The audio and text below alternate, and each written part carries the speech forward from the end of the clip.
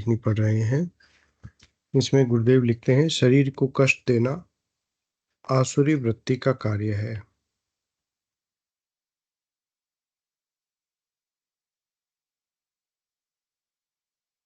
गुरुदेव लिखते हैं, भगवान ने गीता के 17वें अध्याय में 3 प्रकार के लोगों की व्याख्या करते हुए कहा है, यजन्ते सात्विका देवान्यक्षरक्षांसि राजसः प्रेतान् भूतगणाश्चान्ये यजन्ते तामसा जनाः। हे अर्जुन, सात्विक पुरुष देवों को पूजते हैं, राक्षसी पुरुष यक्ष राजसी पुरुष यक्ष और राक्षसों को, सभी अन्य तामस मनुष्य प्रेत और भूतगणों को पूजते हैं। अशास्त्र विहितम घोरम तप्यन्ते ये तपो जनाः दम्भाहंकार संयुक्तः काम राग बलान्विताः कर्षयन्तः शरीरस्थं भूतग्रामं चेतसः मां चैवान्तः शरीरस्थं तन्विद्धया सुरनिश्चया। जो मनुष्य शास्त्र विधि से रहित घोर तप को तपते हैं तथा दंभ और अहंकार से युक्त कामना, आसक्ति और बल के अभिमान से भी युक्त हैं, शरीर रूप से स्थित भूत समुदाय को और अंतःकरण में स्थित मुझ अंतर्यामी को भी क्रस करने वाले हैं, उन अज्ञानियों को तू आसुरी स्वभाव वाला जान। उपयुक्त व्यवस्था को ध्यान में रखते हुए अगर हम आधुनिक आराधना पद्धतियों को ध्यान से देखें तो हम पाएंगे कि प्राय सभी आराधनाएं तामसिक वृत्तियों से प्रेरित हैं।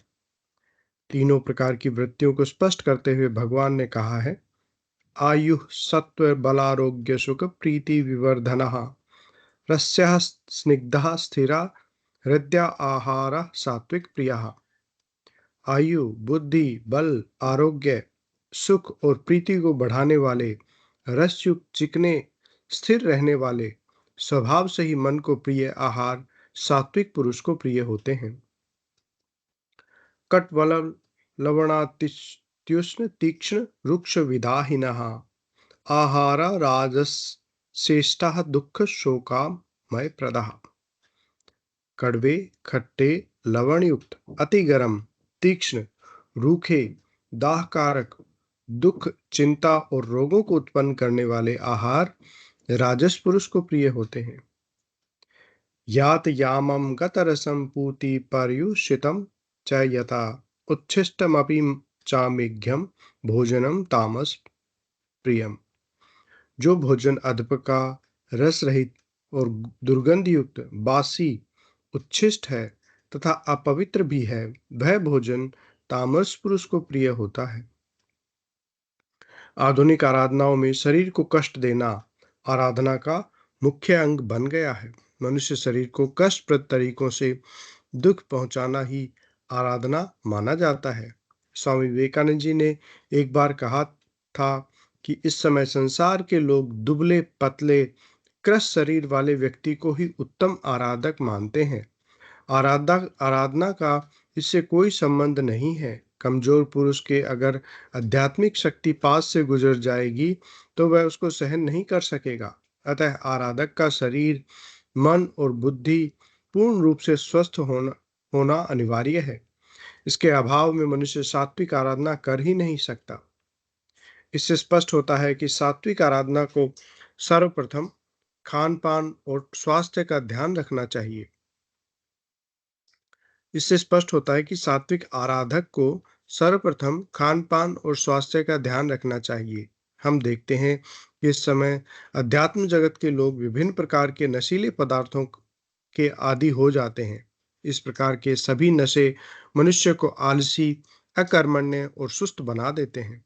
ऐसी स्थिति में कोई पुरुष कैसे आराधना कर सकता है? अपनी इस कमजोरी पर पर्दा डालने के लिए इन सभी नशों का करना आराधना के लिए नितांत आवश्यक है, ऐसी गलत धारणा समाज में फैला रखी है।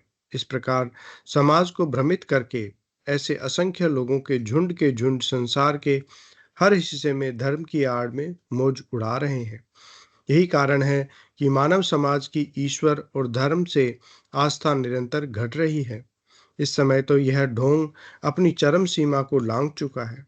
अतः अब अध्यात्म जगत में परिवर्तन अवश्यंभावी हो गया है।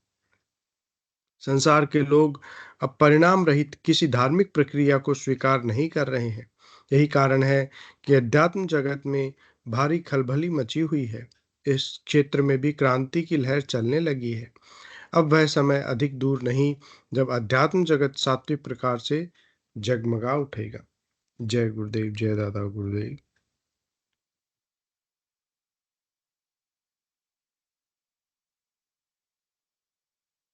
मैं अब आज के